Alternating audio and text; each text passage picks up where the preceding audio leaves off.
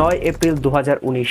আজ থেকে প্রায় 5 বছর আগে ঢাকার শ্যামলী থেকে মাইকেল চাকমা নামের এক লোক হঠাৎ নিরুদ্দেশ হয়ে যায়। তার পরিবার যখনই বুঝতে পারে যে তার কিছু একটা হয়েছে, তখন থেকেই তারা শুরু করে অনুসন্ধান। কখনো এ থানা তো কখনো ও থানা, কখনো বা খটখটায় পরিচিত প্রভাবশালীর দরজায়, কখনো বা উদ্ভ্রান্তের মতো গিয়ে হাজির হয় কোর্টের করিডোরে। এভাবেই মাইকেলের পরিবারের দিশেহারায় কেটে যায় দিন, সপ্তাহ, মাস, বছর। কোনো খোঁজ পাওয়া তো দূরের কথা, কেউ মাইকেল চাকমা নিখোঁজের একটা সাধারণ ক্লুও জোগাড় করে সামনে আনতে পারছে না।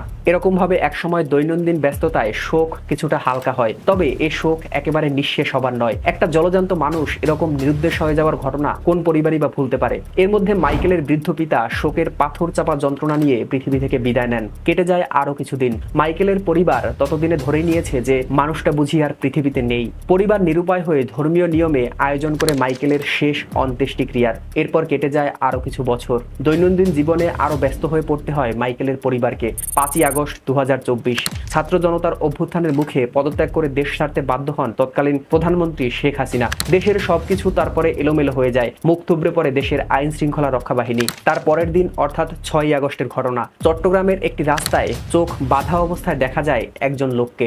না, তিনি আর কেউ নন, তিনি সেই বছর 5 আগে নিরুদ্দেশ হওয়া মাইকেল চাকমা, যার অন্ত্যেষ্টিক্রিয়া ইতোমধ্যে শেষ হয়েছে, যার বাবা সন্তানের নিখোঁজ বিজ্ঞপ্তি বুকে নিয়ে পৃথিবী থেকে বিদায় নিয়েছেন ইতোমধ্যেই। প্রশ্ন হলো, তাহলে মাইকেল চাকমা এতদিন কোথায় ছিলেন? মাইকেল বন্দী ছিল ডিজিএফআই এর ব্যক্তিগত বন্দিশালার কোনো এক অন্ধকার কুঠুরিতে, যার নাম আয়নাঘর। যদি আয়নাঘরকে আপনি নরকের সাথে তুলনা করেন, তাহলেও বোধহয় খুব একটা ভুল হবে না। এতদিনে হয়তো অনেকেই জেনে গেছেন যে আয়নাঘরে মাইকেল চাকমাই একমাত্র বন্দী নন। এরকম শত শত মাইকেলকে বন্দী করে রাখা হয়েছিল কুখ্যাত আয়নাঘরে। শুধুমাত্র স্বৈরাচারী হাসিনার শাসনকে নিষ্কণ্টক করার জন্য শত শত পরিবার ধ্বংস হয়েছে।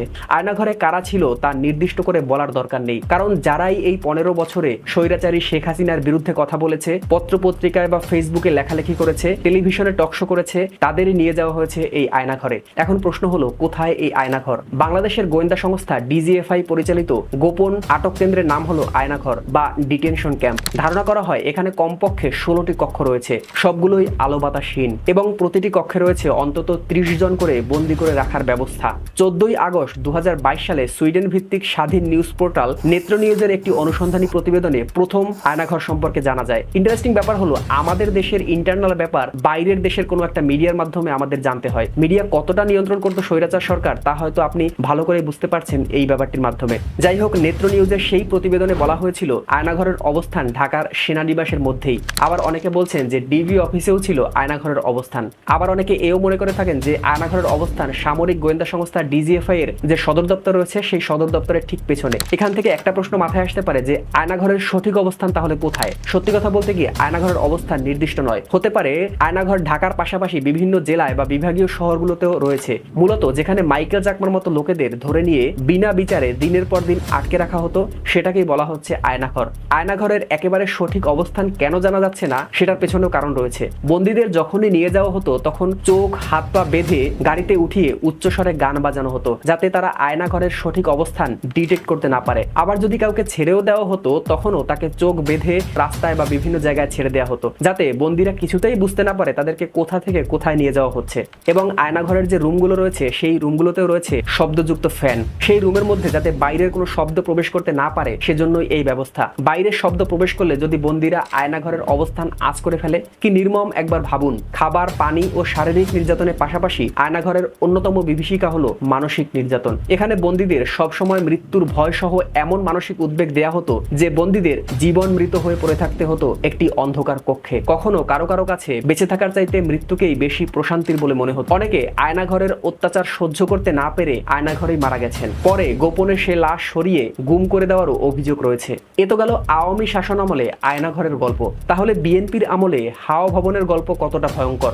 রাজধানীর বনানীতে 13 নম্বর রোডের ডি ব্লকের 53 নম্বর ভবন, যার নাম হাওয়া ভবন। বিএনপির চেয়ারপারসনের রাজনৈতিক কার্যালয় ছিল এই ভবনটি। 2001 সালে বিএনপি জামায়াত ক্ষমতা এলে বাংলাদেশের ক্ষমতার বিকল্প কেন্দ্র হয়ে ওঠে এই হাওয়া ভবন। কারণ বিএনপির চেয়ারপারসন খালেদা জিয়ার পুত্র তারেক জিয়া এই ভবন থেকেই নিয়ন্ত্রণ করতেন সবকিছু। যে কোনো রাজনৈতিক প্রয়োজনে আসতে হতো এই হাওয়া ভবনে। সেখানেই সমস্যা ও সমস্যার সমাধান করতেন তারেক রহমান। বলা হয়ে থাকে দেশের ইতিহাসে কুখ্যাত কিছু হামলার পরিকল্পনা হয়েছিল এই হাওয়া ভবন থেকেই। 21 আগস্ট গ্রেনেড হামলা, 2005 সালের 17ই আগস্ট দেশব্যাপী সিরিজ বোমা হামলার পরিকল্পনা হয়েছিল এই হাওয়া ভবন থেকেই। জেএমবি সেদিন দেশের 63টি জেলার 434টি স্থানে বোমা হামলা করেছিল।